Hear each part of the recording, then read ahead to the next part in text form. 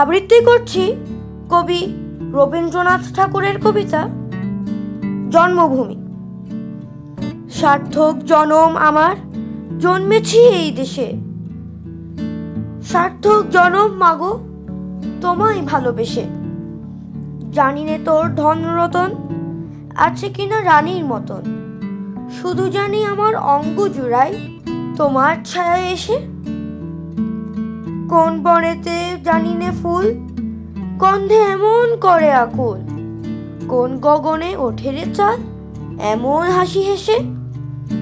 আখি মেলে তোমার আলো প্রথম আমার চোখ জুড়ালো, ওই আলোতেই নয়ন রেখে মুতবো নয়ন শেষে। ওই আলোতেই নয়ন রেখে মুতবো নয়ন শেষে। ধন্যবাদ।